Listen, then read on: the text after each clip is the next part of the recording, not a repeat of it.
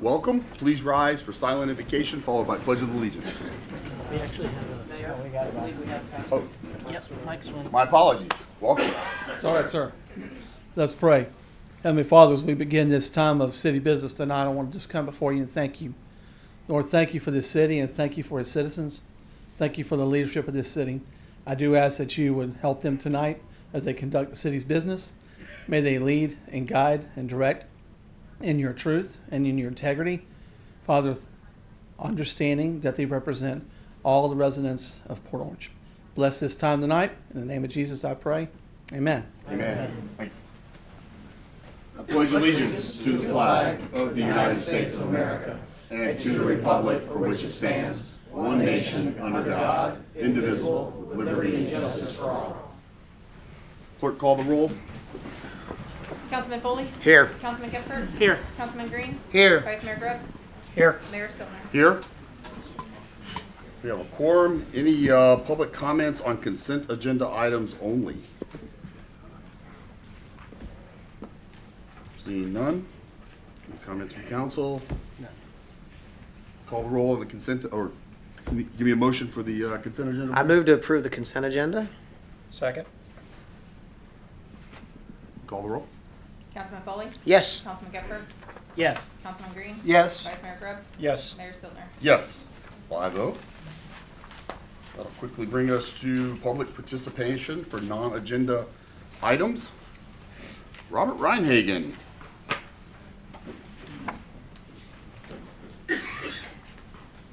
We have quite a few this evening. If you would like, what I'll do is I will call who the current speaker will be, and then the next person up, which in this case will be Chuck Hellman. If you just kind of want to move to one of the ends there, you'll be the next person up. How are you, Robert? Fine. Good to see you. Mayor, Go ahead. council members, this is with regard to the county council and their moratorium that they voted on or didn't vote on.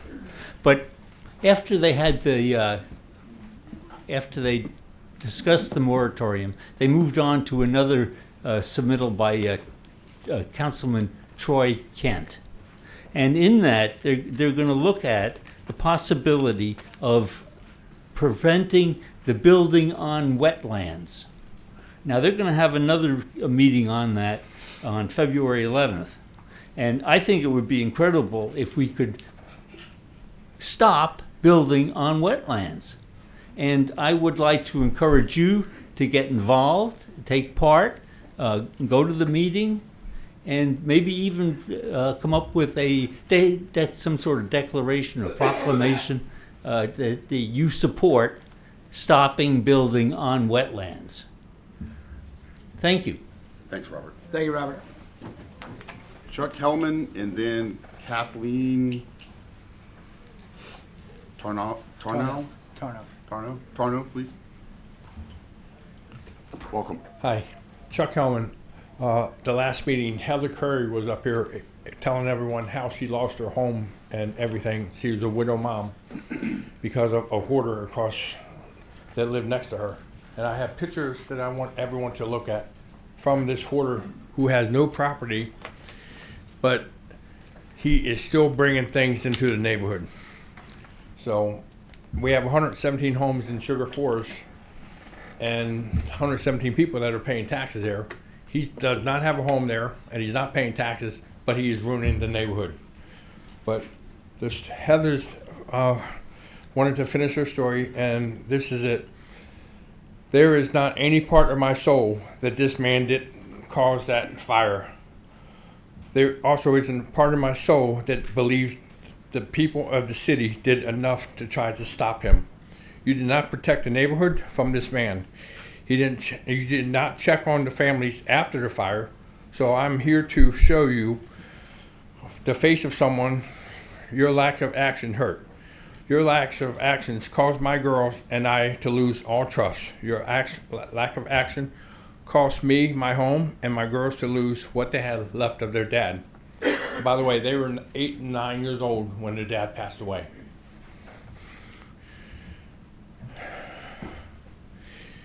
Even though, somewhere.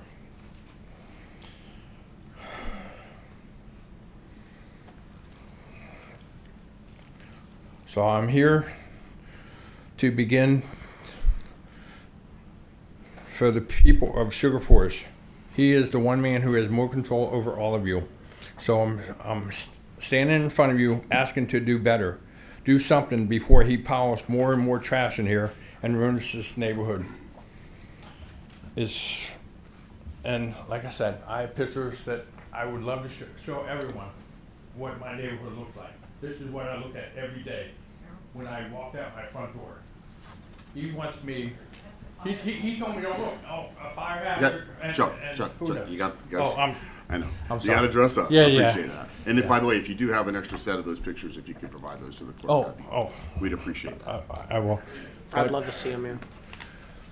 But he ruined so many lives because the city didn't do nothing. The previous mayor, I thought, should have done more. And I'm hoping you will take over. We need a new football coach, baseball coach, someone that can come in and clean up what this is done. I know you're working on it. I'm talking to code enforcement, things are being done. But you know what, right now, I can share pictures, but I can't share the smell. Thanks, Chuck. Appreciate you coming. Thank you. Thanks, Chuck. Kathleen? Thank you, and Chuck. Then Michelle Edwards. Good evening. Hi, My name is Kathleen. Kathleen Tarno, 791 Sugar Cane Lane, Sugar Forest. I've been here twice before. You're probably saying, here comes that lady again. We Port Orange and Sugar Forest homeowners are paying the price for inadequate stormwater management decisions 30, 40 years ago. How could commissioners, engineers, and planning not foresee the results of their decisions in a growing city? What is the build-out percentage of Port Orange?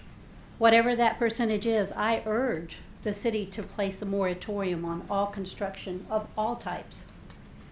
The current planning commission must have discretion over property owners developing their properties. I recall at a previous meeting, a commissioner said they can't stop owners from building. How can that be? I have issues with the FEMA 50% rule. Y'all might not know this. Initially, you'd think it wouldn't be a problem until you try to understand how that 50% is determined. I believe the 50% is based on Volusia County appraisal figure, excluding land, and has nothing to do with fair market value. In addition, they evaluate over a 5-year calendar and add together the percentages. Even if you got a permit to, say, replace your windows, which had nothing to do with the storm, they count that. They add them together. I am very close. If I were over the 50% mandate, I would be faced with elevating, using FEMA or FDEM funds, or selling my home to the city. Elevation costs the homeowners out of pockets perhaps $50,000 to $100,000. Even if you receive the 30% additional grant to offset out of pocket, it doesn't cover the homeowner's obligation. Can the city reach out to the county, state, and federal government for FEMA policies? If I sell to the city, they reduce and deduct unused flood funds. Many families are able to have leftover funds by doing much of the work themselves and have funds available for uncovered incidental expenses. How can I duplicate my home in land size for what I receive from selling my home? In addition, what homeowner wants a new mortgage at 7%? I tell you, I don't. Not at my age. I'm not starting over. In addition, if the city purchases homes, they are left with open lots and lose tax dollars. How can the city afford that with previously set budgets? Certainly, the city doesn't want Sugar Forest. What about the vacant lot at Madeline and Nova? Is that a possibility for stormwater? What about the Pepper Hill project? Will that help Sugar Forest? What about stormwater management and the weir in my backyard? How do I get answers to these questions? Again, I thank you for your time. I look at each of you and I truly feel in my heart that y'all care and you want to help us and you want to help the Port Orange residents, and I just implore you to please do that. Thank you. We do, We do. Thank you. absolutely. Michelle Edwards, and then Jennifer Kalustian, and maybe Eden at the same time, if you guys want to do that. Michelle, just before you start, so it looks like the rest of the comments are going to be pertaining to the topic of fluoride, and I know several folks that are here tonight were here at the last meeting, so I just wanted, because sometimes people will talk and they leave and they'll miss some comments later, but If I could just for 1 minute, Sure. Michelle. So, a lot of residents have reached out. I've had some wonderful conversations in the last couple of days, and a lot of folks couldn't be here tonight. And I just wanted to acknowledge that they still have reached out to us and provided some great information. I have directed the city manager to place the topic of removing fluoride as a community fluoridation program on an agenda for council. It will be March the 18th. For those of you, that's the reason I'm talking right now, is I want to make sure everybody has that date. So that will be March the 18th, and we will be having that as an actual agenda item for that, because there definitely has been some new recent opinions, one of which is by the Florida Surgeon General himself, and quite a few new studies, and it's a very difficult thing to talk about in 3 minutes. That being said, Michelle, this is your 3 minutes, so go right ahead. I want to thank you all for being open-minded and listening to the information that is being brought forth tonight. I was born and raised in Port Orange and take pride in being a native to this city. My father worked and retired after 26 years of service with Port Orange Fire Rescue, and my brother also worked as a driver engineer for POFR for 10 years until passing away from cancer. My family has seen firsthand the strength and humanity we have as a community in this city. I come before you tonight to address a matter of utmost importance, one that touches on the health, rights, and freedom of every resident in this community: water fluoridation. Specifically, I want to speak to the concerns surrounding the practice, its implications for public health, and the blatant disregard for informed consent when citizens are forced to consume a medical treatment they have no choice but to accept. Water fluoridation is often promoted as a public health measure, but what is too often overlooked is the basic principle of individual rights and freedoms. Fluoride is a substance that, when added to the public water supply, serves as a medicated treatment for dental health regardless of its levels. However, many residents in the city do not want or need fluoride in their drinking water, and their rights to choose should not be disregarded for the sake of convenience or misguided public policy. In a truly informed society, medical treatments are voluntary, not imposed upon people without their consent. Fluoridating the water supply directly violates this principle. People should have the right to make decisions about what goes into their bodies, especially when it comes to substances that could pose health risks. There are numerous studies that have raised concerns about the potential negative effects of fluoridation, including links to thyroid problems, neurological damage, and other health complications, particularly in the vulnerable populations such as children and the elderly. Mayor Stiltner, the U.S. Water Systems website, for which you are a water specialist selling their products, references a number of these studies on these health risks. I can only hope that, based on your knowledge of this, is that you would have the best interests of your community in mind when eliminating this toxin from our water supply. It is essential that we remember our duty as public servants is to protect the rights of the people we serve. We should not be imposing unwanted medical treatments on our citizens. Instead, we must empower individuals to make informed decisions about their health and provide them with the ability to choose whether or not they want to consume substances like fluoride. I urge you to consider the implications of water fluoridation, not just from a public policy perspective, but from a human one. The people in this city deserve the right to informed consent. They deserve the right to choose what goes into their bodies and to know that their leaders are acting in their best interests, free from any conflict of interest. Let's work together to ensure that the residents of this city are treated with respect, dignity, and the fundamental rights they deserve. We must remove fluoride from our water supply so that no one is forced into a medical treatment against their will. Thank you for your time. Thank you, Michelle.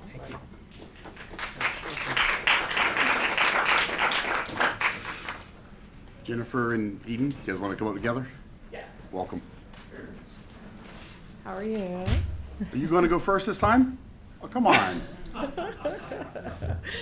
Thank you for having us again. I'm glad that, you guys have heard from the community and are kind of changing your standpoint and putting water fluoridation on the agenda. We did recently, realize that you are knowledgeable, very knowledgeable about water fluoridation and how it affects community members, how it affects people. And I'm glad to hear that you're stepping up and doing the right thing when it comes to placing it on the agenda. I actually printed out U.S. Water Systems information on fluoride. And so I just want to read it to you guys. I know you know it, and I'm hoping that you're going to be our activist with getting this passed through, because you can really take your group of city councilmen and really educate them on the research that's out there. And also, Sean, I know you with Arrow Research, and I know that you work with populations that have issues with Alzheimer's, dementia, Parkinson's. I toured your company before. I don't know if you remember me. Yeah, I do. So it's good to see you again. And I'm also hoping that you take into consideration the research. Fluoride is available out there in numerous products now. The fluoride that's been placed in the water is not naturally occurring. It's not safe. Your company's website actually says that an active ingredient in many pesticides and rodicides is fluoride, which is acutely more poisonous than lead. Overdose leads to serious toxic symptoms, and some experts feel that water fluoridation can lead to cancer, diabetes, thyroid, and neurological disorders. That's what you deal with. Heart disease, arthritis, and osteoporosis. Any level is frequently undesirable. I'm just going to leave it there. I'm really glad to hear that you said that it's on the agenda, and I'm glad that our community is stepping up and you guys are listening.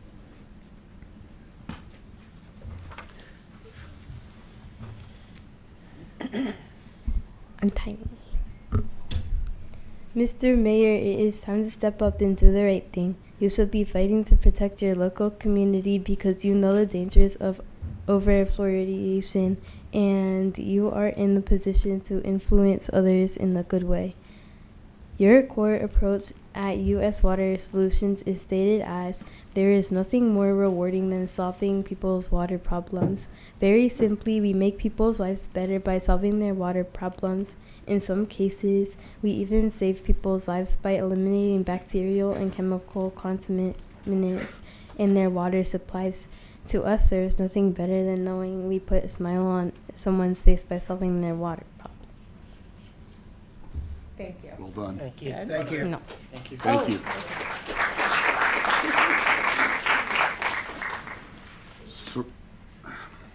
I always apologize if I'm mispronouncing names. Serena.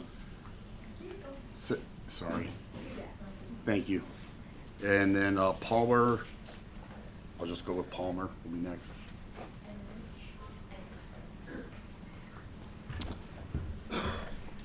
Welcome. Good evening. My name is Serena Cedad. I'm from Ormond Beach, and just was happy to hear that we have fluoride removed from our water system. And Serena, I'm sorry. Do me a favor. Just pull that mic up so we can. Sorry. There you go. yes, Go we ahead. have fluoride removed from our water system, and we're very, very happy about that. And so, because you're our neighbor, I wanted to come and help any way I could to bring awareness to the subject. I'm very happy to hear it's going to be on the agenda. Just a few points I wanted to point to make aware. There is an NTC report that came out last September, updated information on fluoride's dangers, and you can find that on the Children's Health Defense website, children'shealthdefense.org.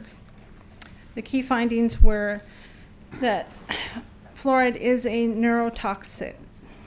It increases an increased exposure.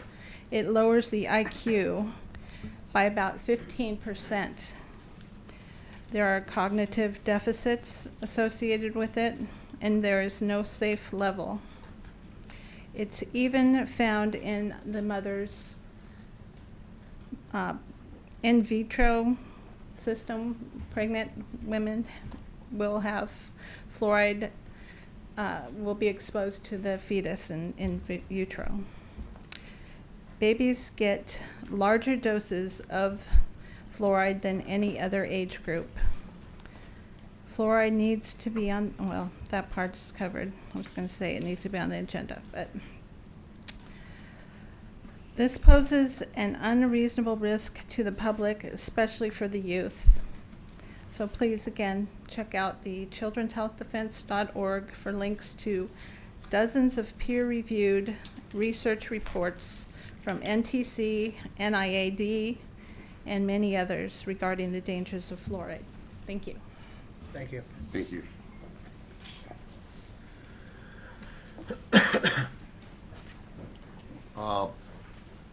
Palmer? I know, I'll butcher the last name, I'm sorry. Okay, thank you, welcome. Thank you. Go right ahead. Hello, Mayor and Commissioners. Thank you again for having me speak. And thank you for putting fluoride on the agenda. I really believe we need to remove this toxic poison from our water supply. And I pray that you guys all consider the research that I've sent and do the right thing. So as a reminder, the fluoride we're dumping in the water is hydrofluorosilicic acid. It's not pharmaceutical grade sodium fluoride. There's no safety studies on it. I wanted to talk briefly about a lack of choice. We currently don't have a choice. We're forced to ingest this toxic waste. Recently, Mayor, I'd heard that someone had called you and asked about what our choices are in this, and you mentioned it's not being forced on anybody. But you also mentioned, that they could dig a well, and that's just not a good solution. I think a single mom on food stamps, an apartment, she can't dig a well. There's costs involved, and I also looked up that the City Land Development Code doesn't allow people to dig a well in the city. So basically, I just wanted to mention that. Let's see here. One second. Also, the Florida Patient Bill of Rights, I mentioned last time, 381.026 does require that the patient be given informed consent, a risk-benefit analysis, and the ability to opt out. This is currently not happening from everything that I can see, with that being a state law, as well as you guys mentioned, you're recognizing the State Surgeon General's recommendation to remove it from all of the water. So, anyway, that's about it. Just wanted to remind you guys about the research that I sent, and hope that you guys do your homework and we can be ready for that meeting. Thank you. Thank you, Palmer. Tara Hill.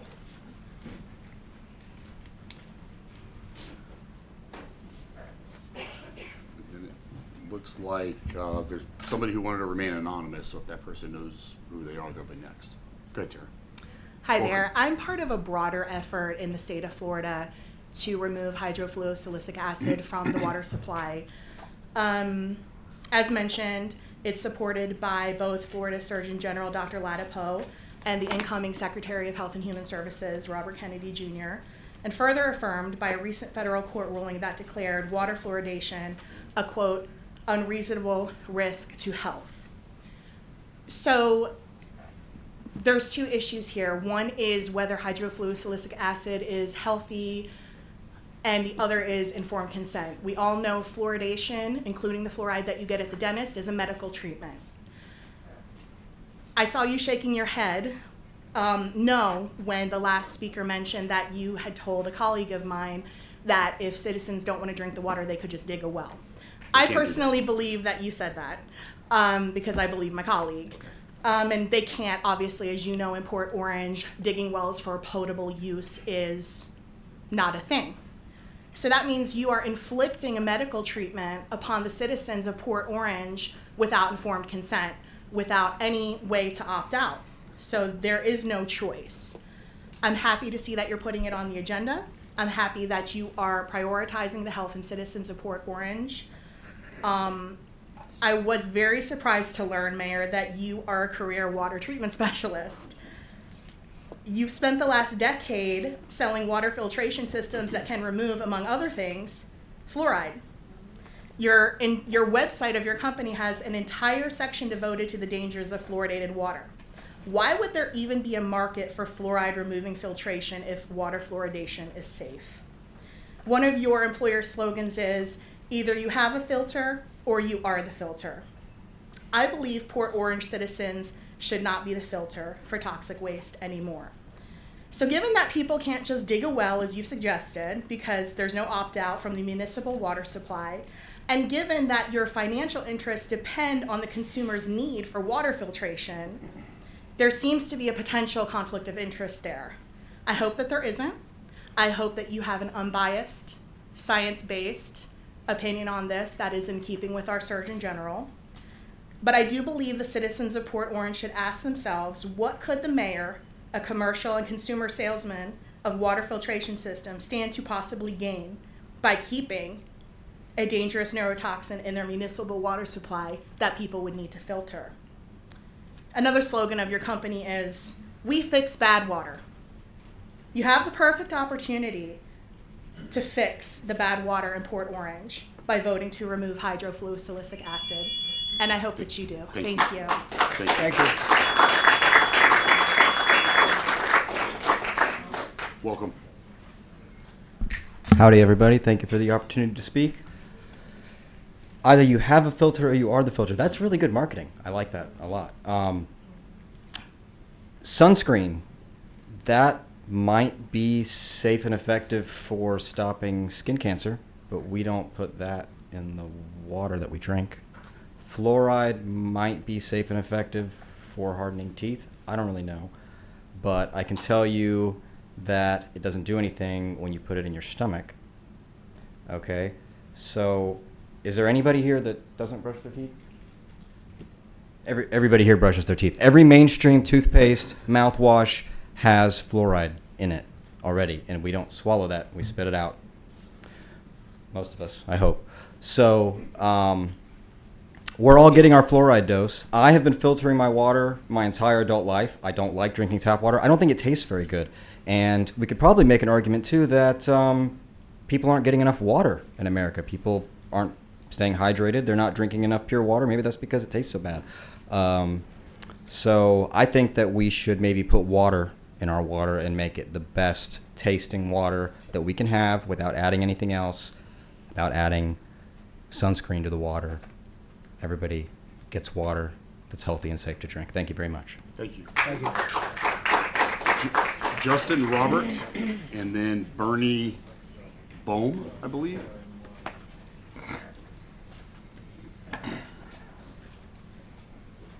Welcome. Good evening, Commissioners and Mayor. My name is Justin Robert. I live at 103 South Osceola in Orlando. I drove all the way over here because I got some good friends in Port Orange, and I care about the people here. I also, do business and visit here a lot. I've spoke with dozens of Central Florida mayors, commissioners, and council members over the last couple weeks, couple months actually, and they've all been very open-minded, ready to look at new science. They've been understanding really the concept of giving people the choice. I think that's what a lot of people are stressing here tonight, whether we consume a medication or not. They're understanding that there are different ways to get fluoride than there were 50 years ago. That's why we started. And that's why we should probably stop today. They're also understanding that it is not naturally occurring fluoride, as we've noted. I'm not going to be repetitive up here. And they're listening to the state guidance that is based on a federal court case that was 7 years. So I know some people are saying, we need more data. It was a 7-year court case. So I think that should definitely be looked into. And as you know, or as you may not know, 13 cities and counties since November have rejected the practice, with more discussing it as we speak. Lee County actually just voted unanimously this morning to remove it. But unfortunately, Mayor, I was the one that talked to you on the phone last Friday at about 1 p.m. You did tell me that, I asked, what should people do if they don't want to be forced to drink a medication that is lowering the IQ? And you did tell me you don't have to drink the water. You can dig a well. I pushed back a little. I said, that's a little inconsiderate. Come on, don't lie. Go ahead. Right here to all of us. Go ahead. You got your 3 minutes. All right. I pushed back a little, but the kicker was we can't dig a well. We found that out. Then we found out about U.S. water systems. It doesn't look great. Not going to, prove anything or accuse you of anything, but it doesn't look good. I personally don't think someone should be allowed to vote on water fluoridation when you stand to gain financially from filters. Bit of a conflict of interest, in my opinion. You do have, the ability to clear the air here. I didn't want to do this. I'm not trying to make a stink or cause drama. I have great relationships with most people I call. We had a good conversation. You've been cordial with me and nice, but I don't appreciate, seeing an email that's saying you don't know where the dig a well came from. How do you know I didn't record the call? I didn't, because it's illegal in Florida, but got your 3 minutes. It's I just hope you can be honest. That's all. Let's just do better. Let's do better. When we know better, we do better with the fluoride, and let's just be honest to our residents. Thank you so much. Thank you. Bernie Bohm. Bernie Bohm. Welcome. Welcome. Thank you. Mayor and Commissioners. Also, thank you everyone else for already presenting all the comments, facts that need to be said. I think that the biggest thing here is obviously we don't have the choice of what's going on with the fluoride in the water. I also think that if you had the choice, it's at the store you can go buy toothpaste, like was already mentioned. And again, already mentioned, you can have the choice to spit the toothpaste out, or you can swallow it if you want, which I wouldn't recommend. But with the water, it's being inserted. There's no option to have it not go through the filter in your body. So unfortunately, I think it should be removed, or fortunately, I think it should be removed. And yeah, that's my opinion on it. Thank you very much for your time. Thank you. Thank you. All right, council member comments. Mayor? Lang- Excuse me, sorry, we have one more. Apologies. Sure. Amber, you. It's me. Go right ahead, Amber. Welcome. Thank you. Thank you so much for the opportunity to speak. Fluoridation of water could potentially have benefits, but mostly just for young children with developing teeth. As the young gentleman with the Trump hat mentioned, actually when it's in your stomach, then it gets into your bloodstream, which then can come back up to the teeth. And so kids with developing teeth, that's kind of where water fluoridation was successful. I will speak on a little bit of success, right, for that specific population. But once you're adult and your teeth have been developed and the enamel is there and the structure of the teeth is there, it doesn't work the same way. So whenever you put the fluoride in the water, it's a systemic treatment, which means you drink it and it gets in your bloodstream, which goes all the way through your body. The problem is, for everyone else, once your teeth are developed like this, you just drink the water and there is no shown benefit for your teeth enamel. The benefits of fluoride are when it's used topically, which is toothpaste, brushing your teeth, or I remember when I was a kid and I would go to the dentist and I would always pick the bubblegum flavored fluoride. You know what I mean? So that's where a lot of the research, they're actually comparing topical application instead of the systemic, which is what happens when you're adding it to the water. And then that also brings up a point of treatment. So adding something to drinking water, which is necessity to life is water, to help with dental issues seems the equivalent to me of like the mosquito repellent that gets sprayed in the air, or those little trucks that drive by and spray my yard with my organic garden.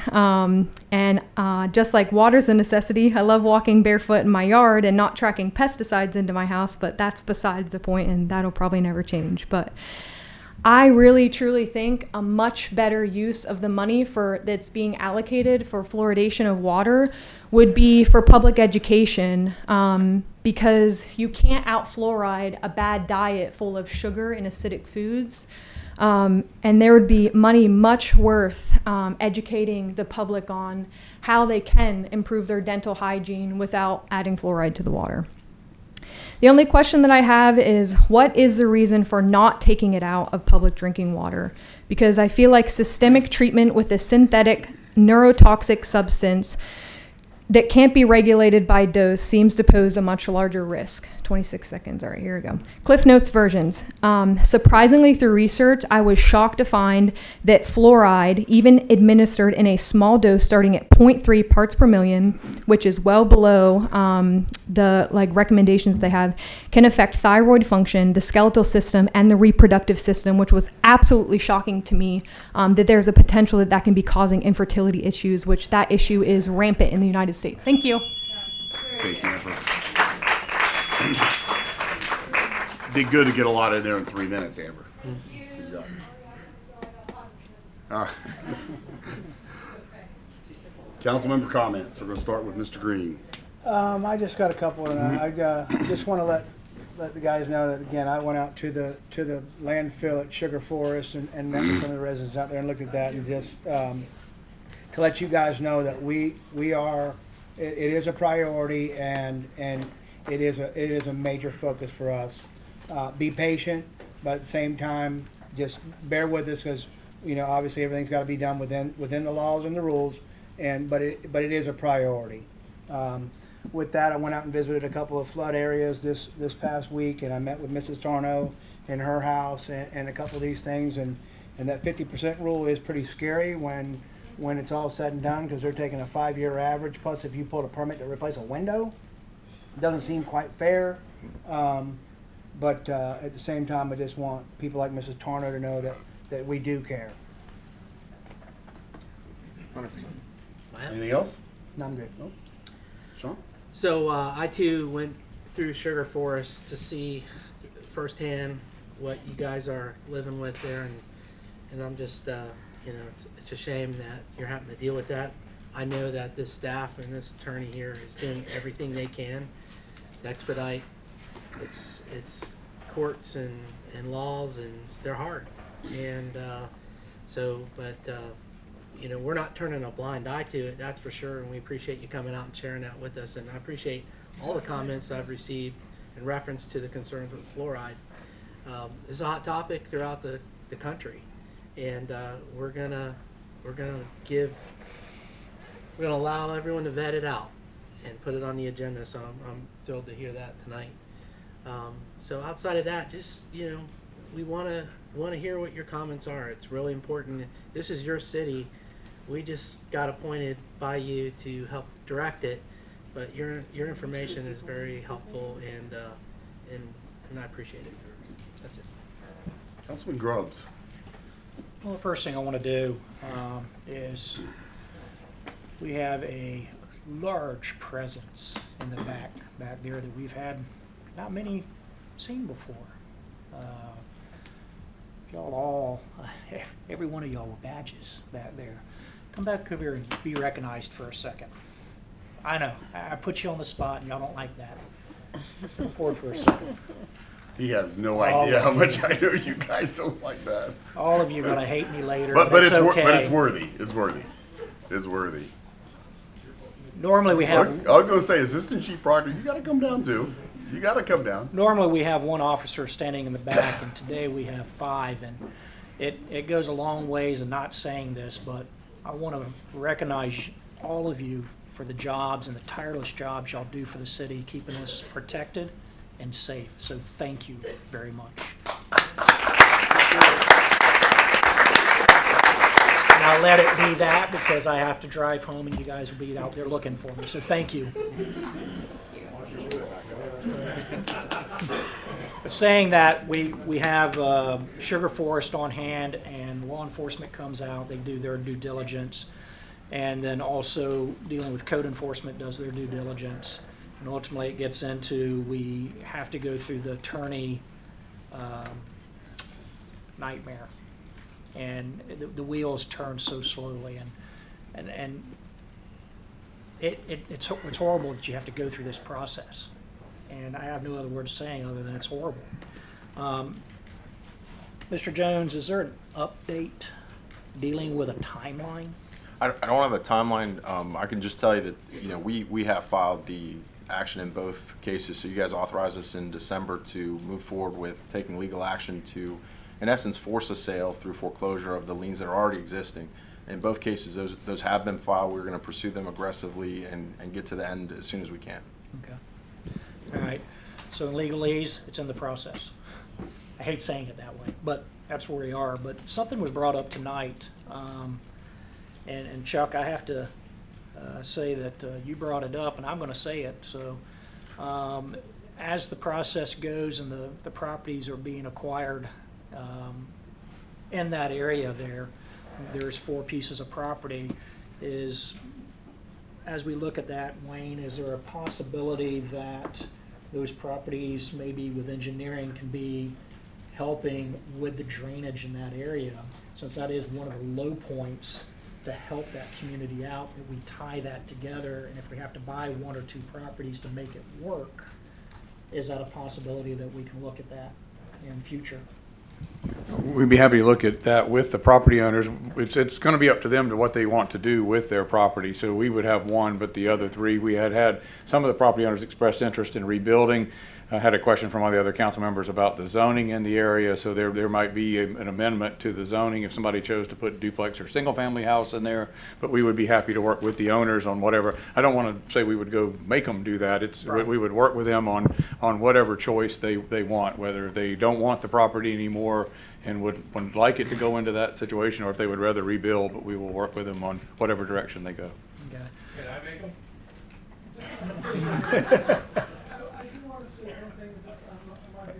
Yeah, I'm sorry, we can't have you speak from the, I apologize. But get with me later, give you a card, contact me directly. That way we can have further discussions with this for that community. We know, and since day one when I took over up here, it was handed sugar forest. And I hate, that just sounds the wrong way of saying handed sugar forest, but it's what I was given as this is where you are and how are we going to fix this. And I'm like, learning with you guys. And whatever the potential may be, we're open ears. And it's getting those open ears to gather that information to see what we can do amongst council and the city up here to get it right.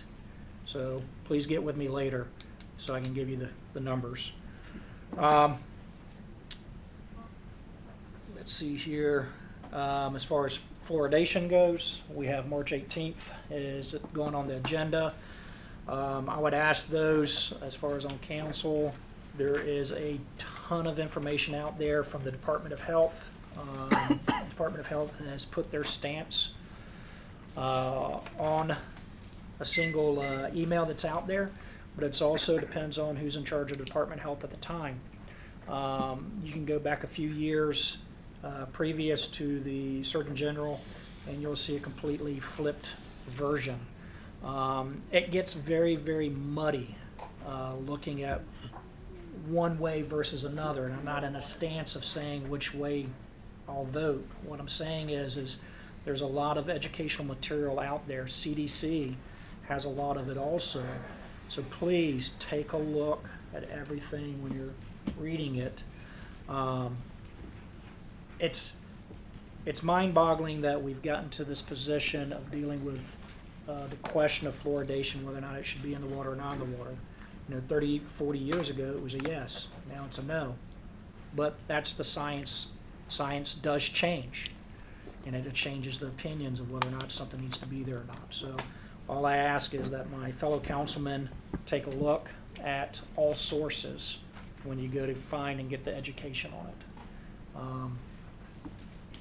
It's a lot of read. That's all I'm going to say. Scott. That's it? Yep. Mr. Foley. That's it? Yeah, I know. Just laughed when you talked about water and said it was kind of a muddy discussion. Started laughing at muddy water. Now, I appreciate everybody from being here from all over the state, concerns about residents drinking water here in Port Orange. I've gotten a lot of emails, a lot of phone calls. I've talked to some people. I've got more scheduled for the rest of the week. It was enough so that I started just asking friends, residents, people I see every day. And I've noticed a trend that the people who don't care, and the ones who care don't want it. So I remain pretty open-minded to the subject. I'm glad there's an agenda item about it. Be looking forward to hearing presentations as to what we have. I was actually happy.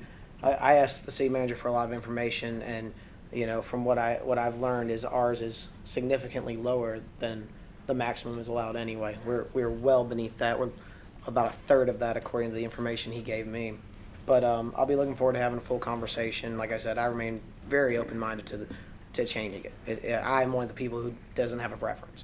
No one in my family seems to have a preference. So with that being said, something important tonight on the consent agenda. I want to say thank you to everyone, all the citizens on the ECHO grant board. That was awesome. They were able to get that passed. That's going to include a lot of playground equipment here at City Center, and that is awesome. I also want to say thank you to our county council, because while it was recommended by the ECHO board, it has to be approved by county, and I was very thankful for those who supported that. I'll be having lunch with Councilman Reinhardt tomorrow. I'll make sure to thank him in person. He's been a huge advocate for Port Orange, and I appreciate his friendship and his leadership for us at the county level for a lot of things. And then I also just want to say to Kathleen, she left. All right. on stormwater. I was happy at lunch. Wayne gave me a little bit of a preview of the stormwater master plan from his view of it, and I can't wait for the next couple weeks to get to see more of that. And as far as code enforcement, I want this to be the shortest story possible because I don't want to make the night any longer than it has to be. I can't tell you guys how frustrating it is with code. I'm so sorry you're going through it. I can't imagine, because I've had issues in my neighborhood. We had a guy who passed away, and his house, no one seemed to know who owned it. And the grass went from as high as a grasshopper to a dog to a small child and so on and so forth. And it took literally months before we could just get grass cut. So I can't imagine how much more of an issue it is when you have the situation that you guys have. I hate that you feel let down by the city and by council up here. I know that, as expressed in her letter, I can assure you it is not the goal of me, and I don't believe it is the goal of any of my counterparts for anything like this to take any longer than is possible. But as everyone knows, the state of Florida has some very, very pro homeowner rights and laws, and we have to work within their rules. We are the football team, and they are the NFL. They make the rules. They throw the flags. And unfortunately, on this one, we have to abide by those rules, and it is third and long. But I'm very proud. Staff's working really hard on it, and I know that we will get results. It takes far too much time, as is the case with a lot of things in government. So, anything else? That'll be it, sir. All right, just a couple things for me.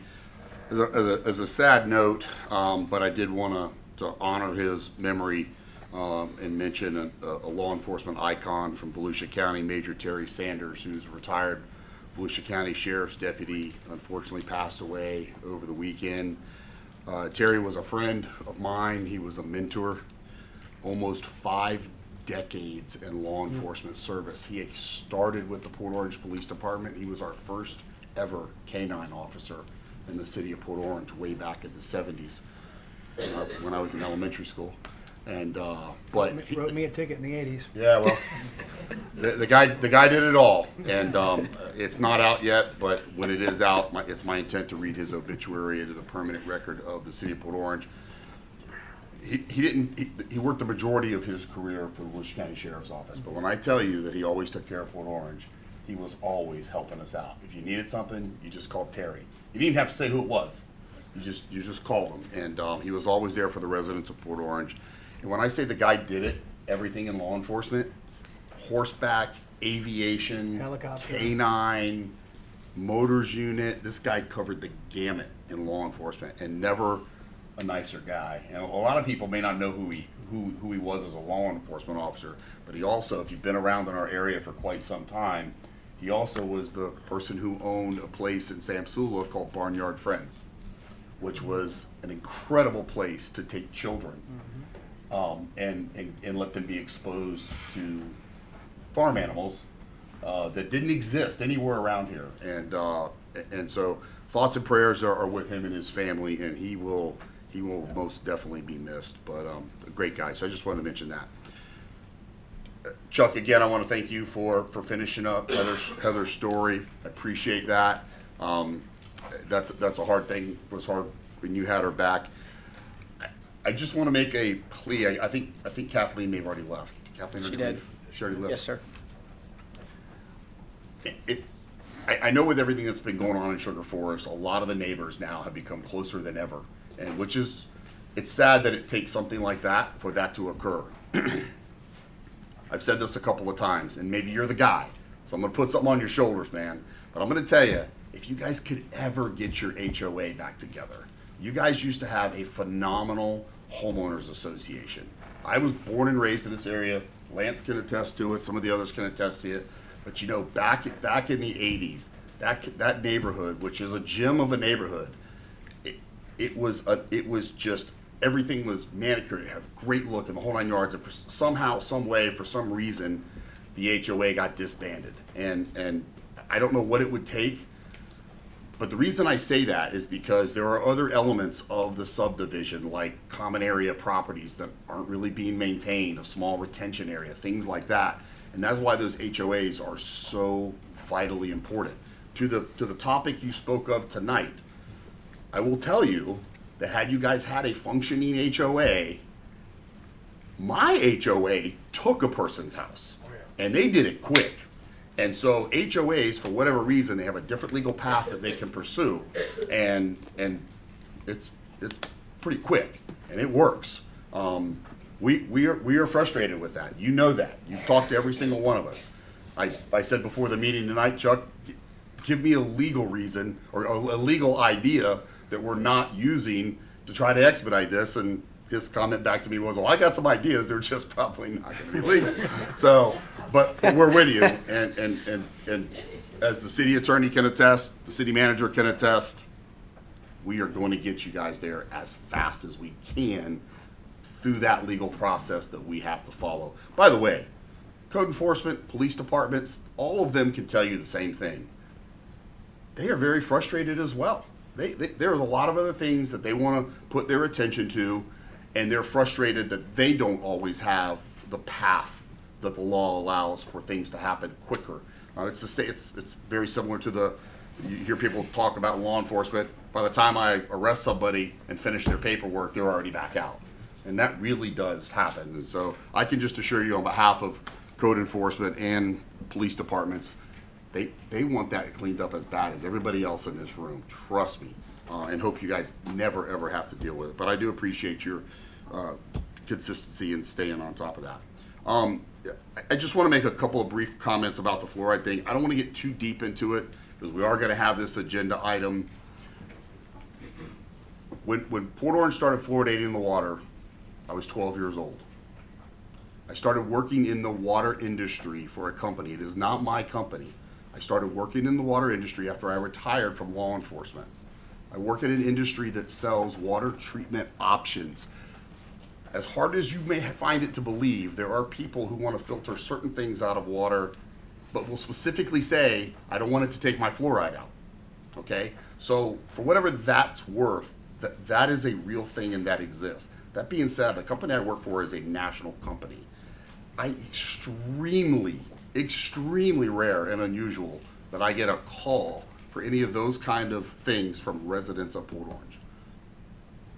So if people want to make like there's some kind of a conflict of interest, I don't know how that's any different if I worked at Home Depot, Lowe's, or anywhere else that sells products that are pertinent to that. That being said, as far as the particular issue itself, I will tell you that I've been elected 4 times to the city council, okay? It has never, ever been something that residents have made as a topic of a campaign. You know, it's not something that when we're out campaigning, and a lot of these guys just campaign, they probably can attest to that. So it's not an issue that the community by and large says, you know, well, what's your stance on fluoridation? You know, usually it's, what can you do about the traffic on Dunlawton? You know, can we get some more playgrounds? You know, different things like that. But it's important, and I agree that it's important. I commented to one resident recently. I said, yeah, because they had asked, and I said, yeah, Port Orange has been through the fluoridation discussion, and honestly, I said, maybe somebody in this room, I said, it was just a few years ago. Well, it wasn't just a few years ago. I went back and looked. It was actually quite some time ago. It was 2016, I believe. So it is time. It is time. There is lots of new research. There's lots of new information. And I will tell you that the amount of people, residents of Port Orange, which is where I put most of my weight, that's who I want to hear from, my residents that I represent. Because I don't represent myself, folks. I don't represent myself. There are plenty of times that I take a side and I represent residents in something that personally may not be what I think is best, but it's what the constituents want, it's what the residents want. Happens all the time. All of us will be that way. But that being said, I will say that a lot more residents have this concern now, and a lot more of them want to talk about it.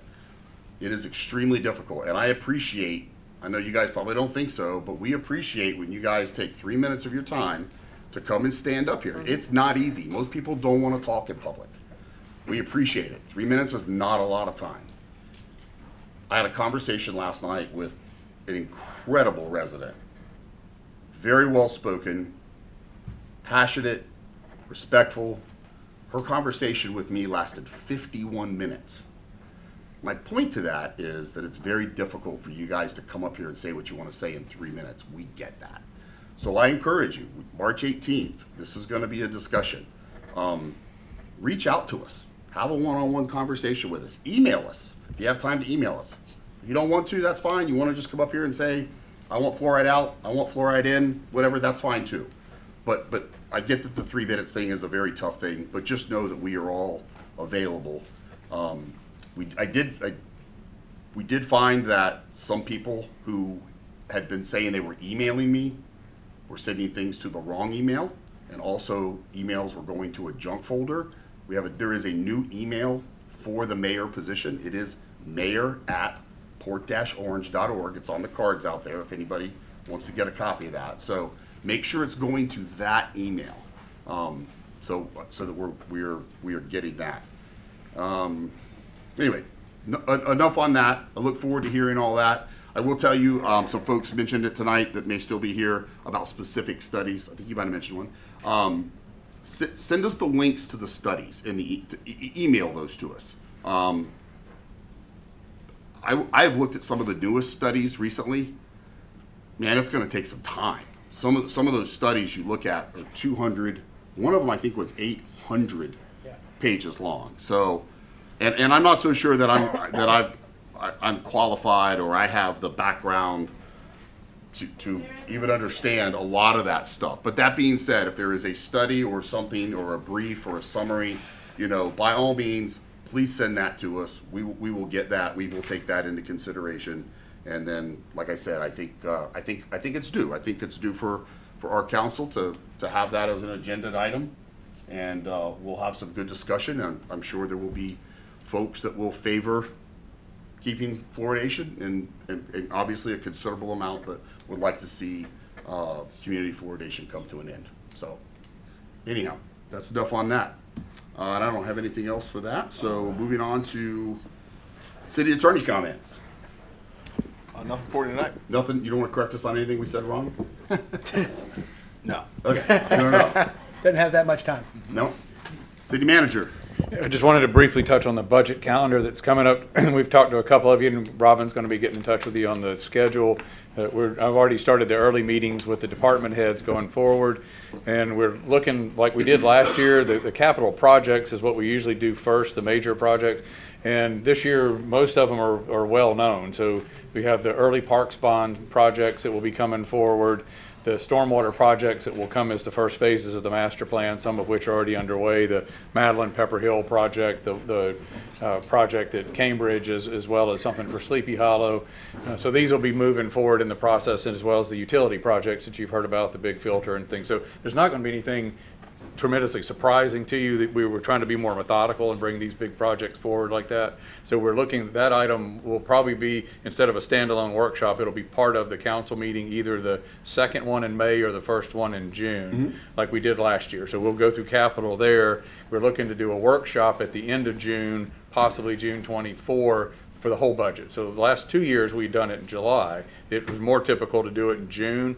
It gives you a little bit more time to absorb the budget. This year there'll be less moving of things around, so it's going to be more standard. If that's where we paid for gas last year, that's where we're going to pay for it this year. So you'll be able to do more year-to-year comparisons.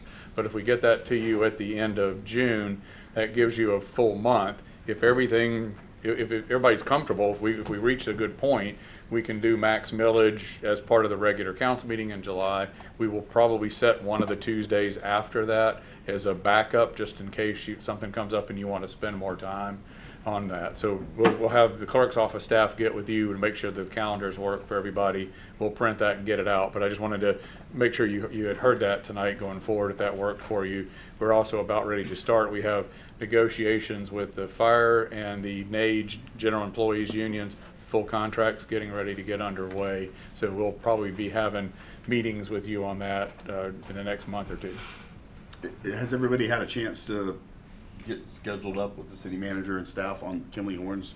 We have everybody, one council member on the stormwater master plan, and then we would have a discussion in March on that more like a public meeting to explain what the projects are. So. Okay. And do we have a date yet certain for that? We do not. We're Okay. going to wait and see how your meetings go with them first to see Okay. how All right. we want to talk about format and everything when you're talking with them. I got you. Perfect. Anything else? That's it. All right. Board appointments, interviews, and reports. Environmental Advisory Board. The famous Christine Cunningham. Famous or infamous? I'm sorry? Famous or infamous? What should we go with? Oh, we should go with infamous. All right. I think it lasts longer. Right on. Mayor and council, hello. Me standing here means that I am still the chair. Congratulations. Well, yeah, it wasn't supposed to go that way, but you know, I just love what I do. So, we had 3 things that we discussed. One was a tree in Countryside that is going to die. And part of our job is to discuss whether that tree should be mitigated. Mitigating meaning either you pay into the tree bank or you plant more trees. It's that simple. We have a forester who recommended that we don't, that we do support the waive the mitigation. There's a tree on private property. No, it's in a roadway. It kind of, it goes in a common over the area. roadway, and It's in a it's a common area. problem where it can be Okay. harmful All right. to the public. Okay. Yeah. Got it. Got it. And so it will come down, it is going to die. Got it. And he said there's no chance. So we support that, you'll get that report. It's hard when we have to say that, and we've only had to say that twice. We've had other issues where we had people come and tell us their tree story, and we recommended that they pay the mitigation, and they did, after it was dropped 50% by the council. That did not go over well with the committee. That was my strong voice. Back to being nice. Adopt a storm drain. Everybody wants to help. And when we have our storms and we are out there watching that water, which is supposed to stay in place, but it does not move through our neighborhoods, our storm drains are the source of capture. I don't know about any of you, but I sit at the lights and I look at all the storm drains around the city.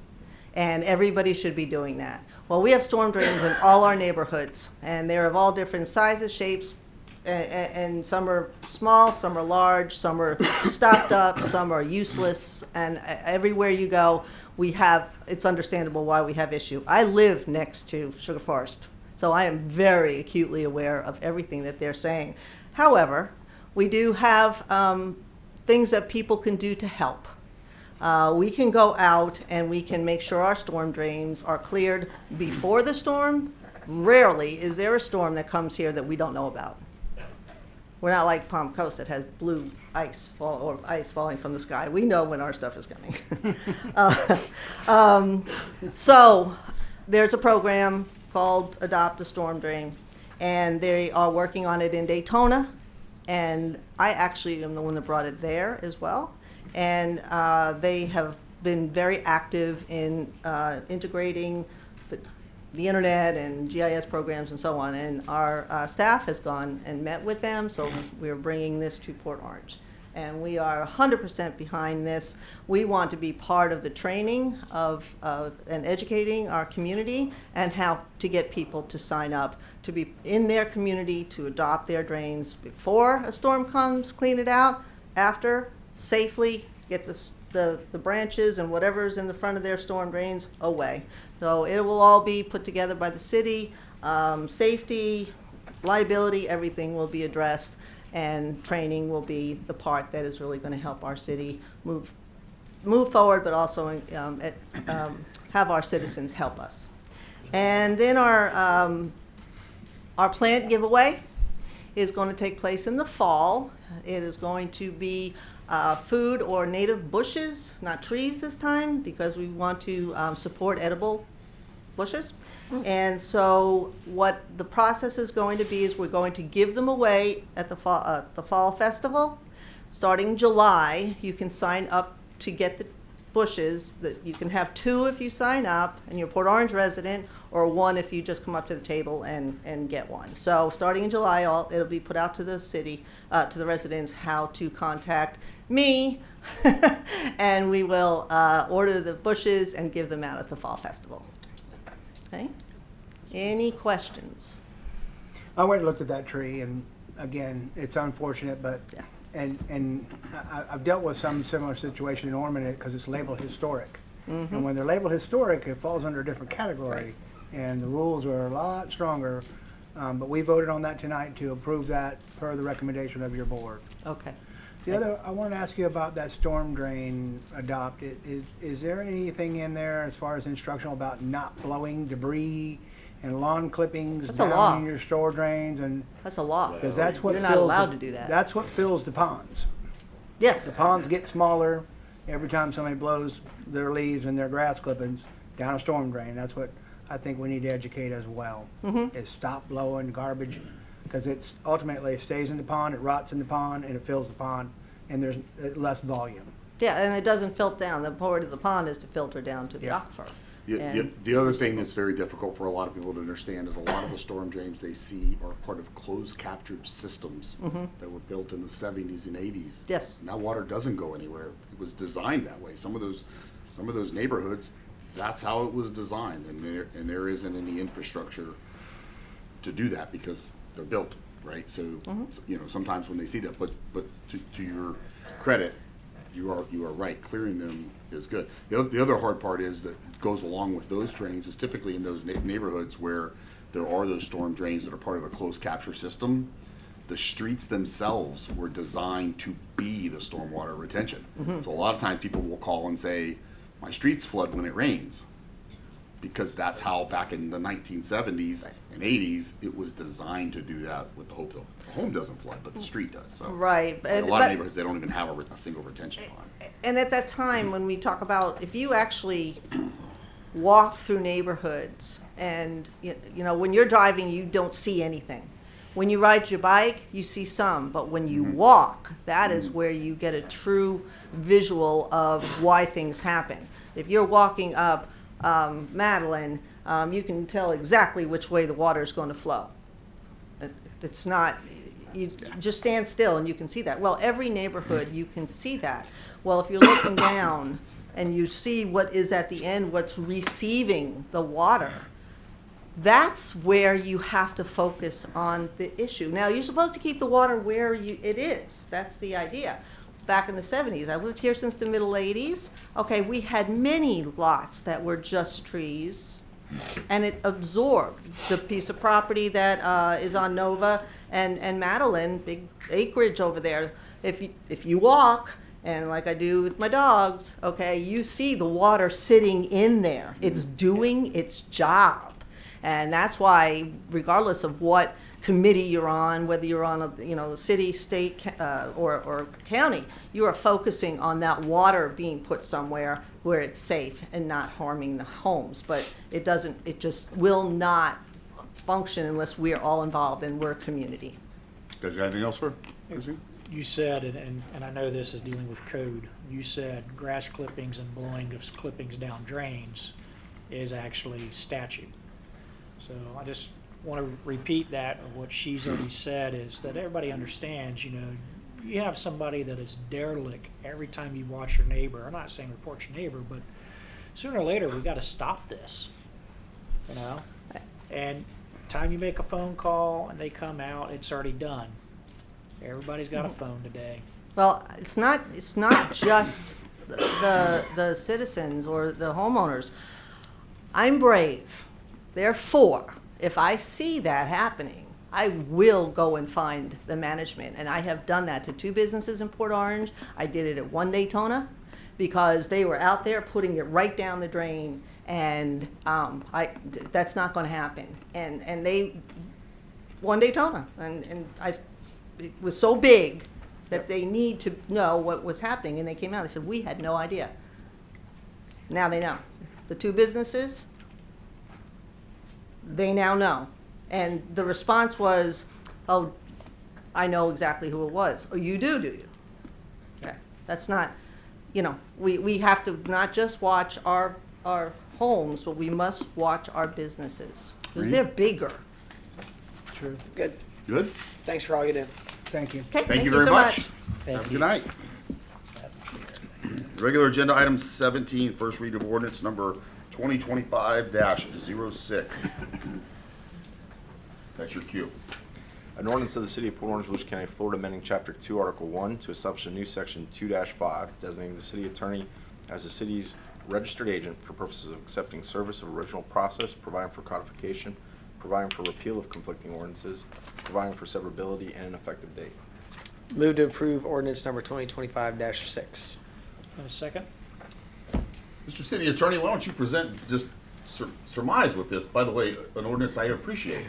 Yeah, well, Go ahead. Yeah, you don't have to receive service anymore. So, you know, this has always been a practice of the city that, you know, the mayor's been served, and then, you know, it comes to me anyway, immediately to the city attorney's office within 24 hours. What they did, the state law changed, and it kind of expanded upon the scope of who can be served in the city. That's problematic for us, because then, you know, we got to track down who got served, which at some point, if you miss, you know, the top 2 or 3, it could be just any person at City Hall, and that's just not an acceptable way for us to conduct business. These service of process comes with set deadlines to respond. We need to know about it as soon as it happens, so we can start working to prepare those responses. So it just makes sense for us to operate as the city's registered agent and receive that service of process on behalf of the city. Yeah, it makes a ton of sense. I gotta imagine 96-97% of all municipalities in the state of Florida are strong city manager form of government, which means the mayor and the elected body isn't at City Hall Monday through Friday, 8 to 5. So when those documents need to be served, it's much more appropriate to have it being done at the city attorney's office. Unless anybody wants to be sued. Yeah. Yeah. Do you guys want to volunteer to be? No, I think so. Any comments from council? No. Comments from the public? Back to council. All right. Roll call. Roll call. Councilman Foley? Yes. Councilman Gifford? Yes. Councilman Green? Yes. Vice Mayor Grubbs? Yes. Mayor Stiltner? Yes, 5-0. I've been waiting all night for this one. This is great. All right, item 18, request for approval of waiver of special animals. Officer Fox is here to make the presentation. Welcome. Good evening. Thank you guys for your time. Did you want me to go ahead and pull? Yeah. I'm just going to tell you, I'm already disappointed that you didn't bring the exhibit with you so we could see this first. Unfortunately, they are not here yet. They're actually waiting on your guys' approval Okay. before they're brought here. It would have been cool to meet Tom Brady. What's that? See what you did there. See what I did there? Yeah. The goat? Got it. Well, good evening. My name is Officer Fox. I am with the Port Orange Animal Control. I am here this evening to request your approval for a species waiver. It's in reference to our city ordinance code 1012 that has a limitation on the number of animals a person can have and the exact species that a person can have as well. So Adrienne Litzkowitz has recently moved to Port Orange, Florida in the fall of last year. She is moving in with her brother, who is the owner of 668 Herbert Street. She has 2 Nigerian dwarf goats. They are each 70 pounds and 2.5 years old. Miller is a white hair with brown spots and brown eyes, and Dill has black hair and blue eyes. There will be no other animals on the property, so it will just be the 2 goats. Diller and Mill are her beloved pets, so where most people enjoy the companionship of a cat and her dog, Miss Litzwitch prefers the companionship of her goats. The conditions of the confinement, so I did an inspection of the property. The containment, the fence is welded steel panels that are 5.5 feet tall, and she has a lock to prevent escape. There will be regular maintenance of the yard to ensure that the yard stays clear of feces. The property is half of an acre. It is owned by her brother, and they will live in a 20-foot by 40-foot enclosure in the back corner of the property. The impact to the surrounding property and the residents, there appears to be none. I did interview each of the surrounding residents of the community. No one had any concerns or objections to having the goats. In fact, we had a couple that were pretty excited that there could potentially be some goats nearby. Nuisance and disturbance, that's also a low concern. They are pretty quiet, they're non-aggressive and relatively odorless. They tend to sleep in the sun or eat from the hay feeders. The yard, like I stated, will be maintained and clear of feces and debris. Miller and Dill appear to be happy and healthy. They're both neutered and have no upper incisors in their mouth. They are full size at 70 pounds, which is the size of an average medium-sized dog. They have remained up to date on all veterinary recommended shots and will be required for the necessary of their lifespan. They are up to date on their vaccines and received a physical exam in September of 2024. They also are microchipped. And then, as I stated previously, I inspected the enclosure on October 4th just to make sure everything looked appropriate. There is no HOA in that neighborhood, so there's no concerns for the HOA. And then these are the animals in question. So that is all. Just ask for your guys' vote. Excellent job on your presentation. Thank you. And you know you've now gone down in history as the first animal control officer of the city of Port Orange to present on Nigerian dwarf goats. I love it. Great. Good to hear. Keep that in mind. Quick question for you. Sure. One of the things I appreciate the most is that you went and spoke to all the surrounding neighbors, right? Those are the ones that are going to be impacted the most. Should there be, and maybe this is for the city attorney to weigh in on, but should there be something that we haven't thought of that materializes and it does become a nuisance that exceeds the bounds of this particular area? If council makes the decision to approve this tonight, can that be revoked? Yeah, with your approval, you actually have some conditions for that type of thing happening, and then a reconsideration. So if you want to, if there is a motion to approve, if you'll just accept the conditions as presented by our animal control. All right. Questions? Reed. No, we're in America. As long as what you're doing isn't bothering somebody else, I think you should be allowed to do it. If it becomes a nuisance and starts to bother your neighbors, then it becomes a problem. But otherwise, free country. Officer Fox, you said that these are the only two animals that they have. Yes, sir. But under the limitations, they can have up to 10 to 12. So can they, I just want to make sure they can't come back and add 10 more to that. This is only being considered for those two animals. Okay. All right. Good catch. Councilman Green. I got a couple questions and concerns. So, I mean, I'm looking at the list of species that we're allowed to have. Mm-hmm. So that guy could have a horse, right?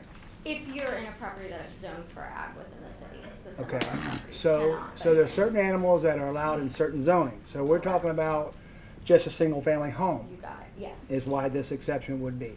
So by creating this and the 5 factors that we are to consider, does this now mean that we are now going to have to maintain and constantly watch this property to make sure that this is being adhered to? Because it sounds to me like we're getting ready to be into the maintenance business of somebody's animals. You don't go by and check on people's dogs and cats, Sure. but we're going to have to go by and check on this guy's goats? No, Is not- that what we're going to do as part of this condition? Because that's how I'm reading it. I gotcha.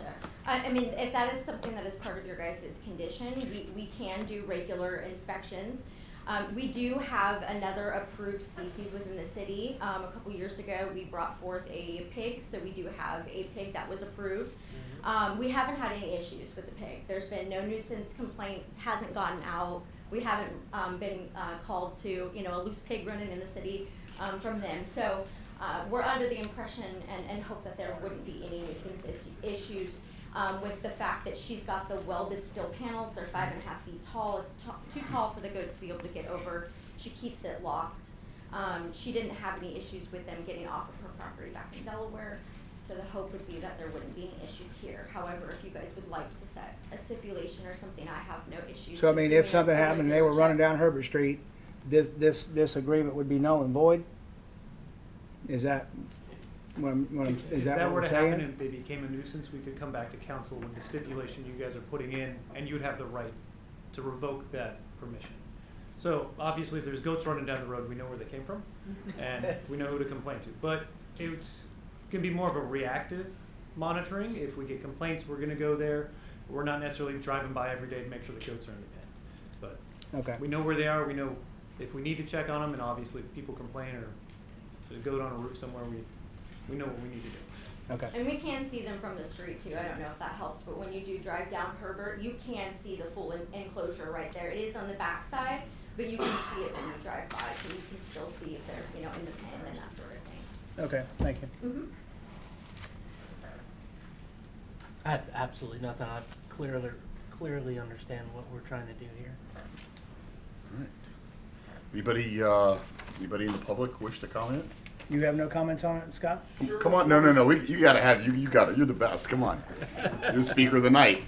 You gotta come up. This is your chance to comment on Nigerian dwarf goats. You can't pass this up, Chuck. Sugar Forest would be happy to trade a hoarder for 2 goats.